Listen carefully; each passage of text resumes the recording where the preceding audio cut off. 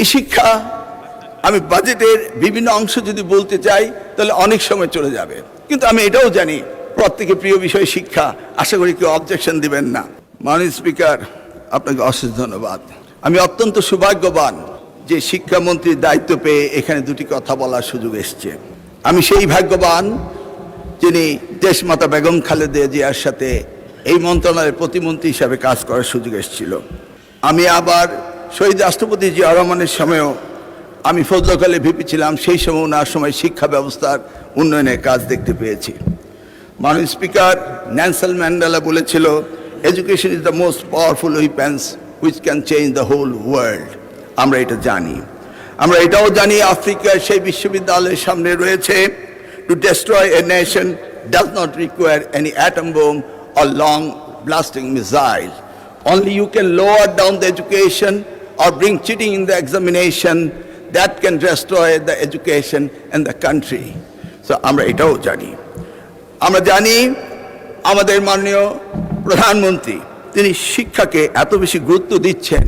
আজকে এই মন্ত্রণালয় এই সংসদে আসার পূর্বেই একটি টেক্সট পেলাম ওনার অফিস থেকে। সেখানে লেখা রয়েছে, বান্দরবনের দুর্গম ধানসির তিন্দু এলাকায় শিক্ষার আলো জ্বালিয়ে রাখতে এক ব্যতিক্রমধর্মী সংগ্রাম চালিয়ে যাচ্ছেন এক প্রধান শিক্ষক, যার নাম বাং খিয়াং মিল্যাং। 2020 সালে প্রতিষ্ঠিত তিন্দু নিম্ন মাধ্যমিক বিদ্যালয় বর্তমানে 56 জন শিক্ষার্থী থাকলেও অধিকাংশ পরিবার দরিদ্র হওয়ার কারণে রীতিমতো বেতন দিতে পারছে না শিক্ষক এবং কর্মচারীদের। এই সংকট মোকাবেলার জন্য সেই প্রধান শিক্ষক তিনি ইঞ্জিন চালিত একটি নৌকা চালান ধানচি, তিন্দু ও রোমাক্রি নদীপথে পর্যটক যাত্রীদের আহরণ করিয়ে সেখান থেকে আয় হয়েছিল তার মাত্র 40,000 টাকা। সেখান থেকে তিনি খরচ করেছেন 30,000 টাকা। এই দুর্গম স্কুলটি টিকিয়ে রাখার জন্য আবেদন জানিয়েছে মাননীয় প্রধানমন্ত্রী, তিনি আমাকে এটা পাঠিয়েছেন। মাননীয় স্পিকার, আপনার মাধ্যমে বলতে চাই, শিক্ষা মন্ত্রণালয়ের বাজেট এবার সর্বোচ্চ বাজেট তিনি দিয়েছেন, যা বাজেটের জিডিপি 2%, যা আমরা ইতিপূর্বে কখনো পাইনি। স্মরণ রয়েছে বিগত সরকারের সময় 1.39% পেয়েছিল, তার মধ্যে ছিল শুভঙ্করের ফাঁকি। আইসিটি মন্ত্রণালয় এবং রূপপুর বিদ্যুৎ কেন্দ্রের জন্য সেই বাজেট থেকে টাকা দেওয়া হয়েছিল। আমরা পেয়েছি 1,36,000 কোটি টাকা। সেই টাকা থেকে আমরা অবশ্য কিছু কিছু টাকা, প্রায় 13,000 টাকা বিভিন্ন মন্ত্রণালয়ে শিক্ষার খাতে দিয়ে থাকি। আমরা এই পার্বত্য চট্টগ্রাম বিষয়ক মন্ত্রণালয়কে 107.24 কোটি টাকা দিয়ে থাকি। আশা করি সেখান থেকে তারা এই টাকাটি খরচ করত, কিন্তু করেনি। দৃষ্টি পড়েছে আমাদের মাননীয় প্রধানমন্ত্রী। তিনি এমন একজন প্রধানমন্ত্রী, তিনি সবসময় শিক্ষাকে নিয়ে চিন্তা করেন এবং সেই জন্য শিক্ষায় আমরা সবচেয়ে বেশি বাজেট পেয়েছি। মাননীয় স্পিকার, ইতিমধ্যেই আপনারা জানতে পেরেছেন যে শিক্ষায় ব্যাপক পরিকল্পনা চলছে। এই শিক্ষা আমি বাজেটের বিভিন্ন অংশ যদি বলতে চাই তাহলে অনেক সময় চলে যাবে, কিন্তু আমি এটাও জানি প্রত্যেকের প্রিয় বিষয় শিক্ষা। আশা করি কেউ অবজেকশন দিবেন না। দেখুন, ওয়ান টিচার ওয়ান ট্যাব এই একটি নতুন অভিনব অধ্যায় শিক্ষা মন্ত্রণালয় দিতে যাচ্ছে। সেই ট্যাবের মাধ্যমে দিয়ে আমরা 25,000 মাল্টিমিডিয়া ক্লাসরুম তৈরি করব। সেই ক্লাসরুমে আমরা টিচাররা এই ট্যাবের মধ্য দিয়ে তারা ক্লাস লেসন হতে শুরু করে তাদের ছাত্রছাত্রীদের সকল বিষয়ে অবগত থাকবে এবং আমরা সেই ব্যবস্থাটি করতে যাচ্ছি। লার্নিং উইথ হ্যাপিনেস আমাদের মাননীয় প্রধানমন্ত্রী একটি বিশেষ বিষয়। আমরা দেখেছি শিক্ষার্থীরা শুধু বই খাতা নিয়ে জিপিএ এ পাস পাওয়ার সেই সোনার হরিণের পিছনে ছুটে বেড়ায়। আমরা সেখান থেকে তাদেরকে লার্নিং উইথ হ্যাপিনেস একটি প্রকল্প আমরা নিয়েছি, যেখানে আমরা 30,000 শিক্ষককে তার আওতায় প্রশিক্ষণের ব্যবস্থা করছি। মাধ্যমিক উচ্চ শিক্ষা পর্যায়ে আমরা অ্যানাদার 20,000 মাল্টিমিডিয়া ক্লাসরুমের ধারাবাহিকভাবে স্থাপনের পরিকল্পনা নিয়ে কাজ এগিয়ে যাচ্ছে। 50,000 শিক্ষা প্রতিষ্ঠানের সেই জিওগ্রাফিক ইনফরমেশন সিস্টেম ম্যাপিংয়ের মাধ্যমে সামাজিক ও ভৌগোলিক বৈষম্য নিরসনের জন্য আমরা উদ্যোগ নিয়েছি। 15,000 শিক্ষা প্রতিষ্ঠানে ফ্রি ওয়াইফাইয়ের ব্যবস্থা করা হয়েছে। প্রতিটি শিক্ষার্থীকে একটি ইউনিক এডুকেশন আইডি চালু করার ব্যবস্থা আমরা হাতে নিয়েছি।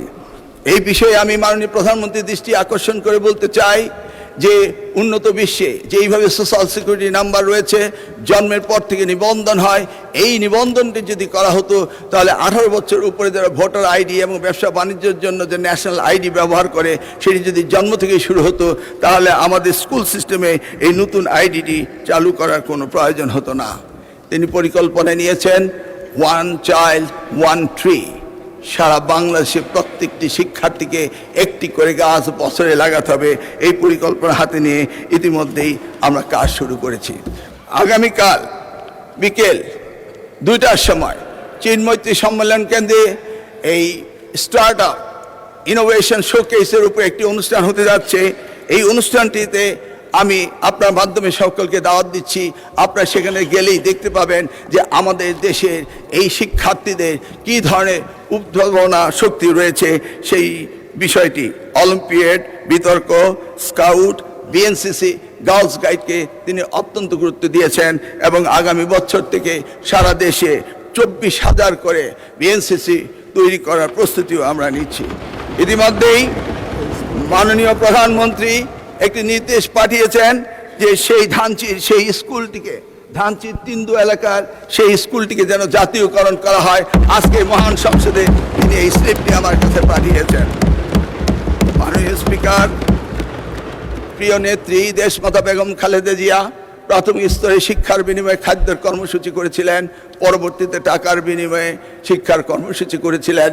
তিনি মাধ্যমিক স্তরে উপবৃত্তি করেছিলেন এবং পরবর্তীতে ইন্টারমিডিয়েট পর্যন্ত তিনি উপবৃত্তির ব্যবস্থা করেছিলেন এবং আবারও বলেছিলেন যদি আমরা আবার দায়িত্ব পাই তাহলে স্নাতক পর্যন্ত আমরা উপবৃত্তির ব্যবস্থা করব। এই ঘোষণাটি ইতিমধ্যেই আমাদের প্রিয় প্রধানমন্ত্রী জনাব তারেক রহমান সেটিও ঘোষণা দিয়েছেন।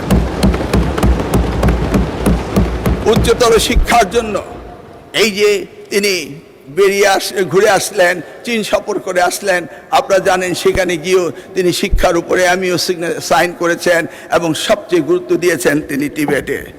আমরা জানি আশরাফুল মুখলুকাত সৃষ্টি সেরাজীব আমরা। বাংলাদেশ মানব সম্পদে ভরপুর।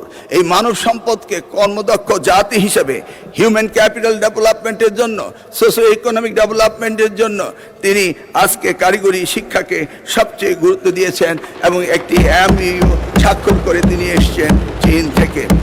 মাননীয় স্পিকার, তিনি সবচেয়ে গুরুত্ব দিয়েছেন প্রাথমিক শিক্ষাকে।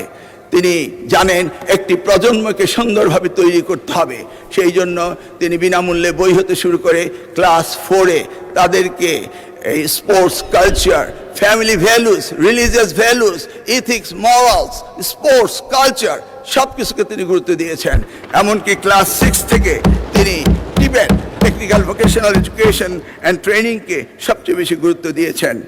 তিনি বিদ্যালয় কর্তৃক শিক্ষার্থীদের উপ আনুষ্ঠানিক শিক্ষার ব্যবস্থা করেছেন।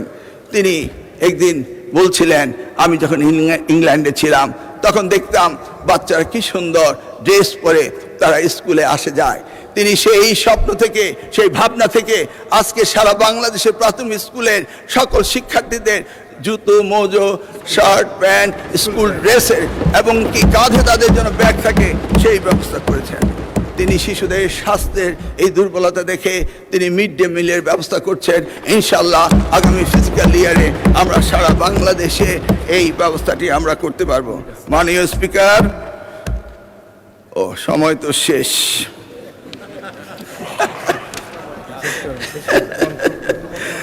আর কি বল, কারিগরি মাদ্রাসা এডুকেশন, এই তো মে মাস, জুন মাস, দুই মাসের মাদ্রাসার শিক্ষকরা বেতন পায়নি। মাননীয় স্পিকার, বিগত সরকার এনটিআরসি থেকে প্রায় 17,000 শিক্ষক নিয়োগ দিয়েছিল মাদ্রাসায়। প্রতি মাসে আমাদের 501 কোটি টাকা লাগে, কিন্তু সেই টাকাটির ব্যবস্থা করা হয়নি বলে আমরা এই মাসে আমরা মাদ্রাসার বেতন দিতে পারিনি। যদিও মাননীয় অর্থমন্ত্রী আমাকে তড়িৎ গতিতে 100 কোটি টাকার ব্যবস্থা করে দিয়েছেন এবং কথা দিয়েছেন জুলাই মাসে তিনি বাকি সব টাকা দিবেন। আমি মাননীয় অর্থমন্ত্রীকে ধন্যবাদ জানাই। মাননীয় স্পিকার, শিক্ষকদের জন্য কল্যাণ ট্রাস্ট ছিল, শিক্ষকদের জন্য অবসর ভাতা ছিল। 2022 সাল থেকে যে শিক্ষকরা রিটায়ারমেন্টে গিয়েছে তাদের কেউ আজ অবধি কোনো অবসর ভাতা কল্যাণ ট্রাস্ট পাচ্ছে না। এই জন্য আমি মাননীয় অর্থমন্ত্রীকে ধন্যবাদ জানাই, তিনি 2000 অসংখ্য ধন্যবাদ মাননীয় মন্ত্রী।